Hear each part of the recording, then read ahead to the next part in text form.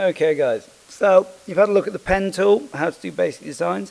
If you want to copy a shape from the internet, Illustrator is a very easy, or has a very easy way of doing this.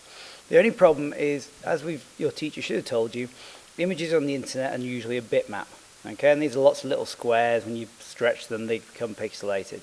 A vector image is what we need, and it basically works on maths in the basics. And basically that means it can work with the laser cutter, the computer-aided manufacture. So what we need to do is, first of all, if you go into your internet, okay, I'm going to use my Google Chrome. If you haven't, don't panic. If you haven't got Chrome, okay, what I'm going to do is I'm going to go for images, and because it's possibly the coolest thing in the world, I'm going to go for images Batman. Okay. Now, when my image comes up, oops, Batman logo. So, what you don't want to be getting, guys, are really complicated pictures. Anything like a cartoon, a logo, something quite simple will work really well. When it has too many lines, you're going to be spending ages. So no pictures of people, no pictures of dogs, cats. Please, please, just keep it simple. Alright, now I'm going to have a quick look at this one here. There's my image. So I'm just going to copy this. I'm going to go back into my area and I'm going to press Control V for paste. Okay, now what I'm going to do now is just press Control minus just to zoom out. I'm going to select this arrow up here and I'm just going to make it so it fits onto my page. Okay. Now what I'm going to do now is at the top, whenever you bring an image in, you should see that it says Live Trace.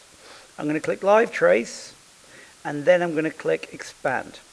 This has just turned your image from a bitmap to a vector, as simple as that. What I'm going to do now, if I click off it, it's obviously not in red. So what I need is, first of all, to get rid of this fill on the inside, because I don't need it.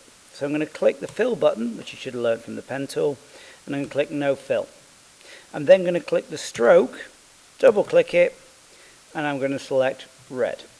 Okay, I've now got my very simple shape ready to be cut out. Okay, all I need to do is to be able to position this so that it fills. Now obviously, if this fills in from here, we're going to lose all the detail, because the computer's going to pour in here, fill all this gap up, but it's going to get rid of that detail. The better idea would maybe be to rotate away from the detail my shape. Okay, I can now move it up to my pouring spouts. Okay, this will now fill my Batman shape all the way in. So it'll pour in there and it will go in here. The one thing you'll want to do though, guys, is to make sure, as in the 10 commandments of pewtercasting, make it as big as possible to take up your space. Okay. The other thing you're going to need to add in is your name to engrave on the acrylic. So if you click on text and then you double click on here and you change it to black, you can then write somewhere on the acrylic that's going to stay Mr. Fulson. Obviously you put your name in, and then you're ready to save it to the memory stick after someone's checked all your lines. Okay.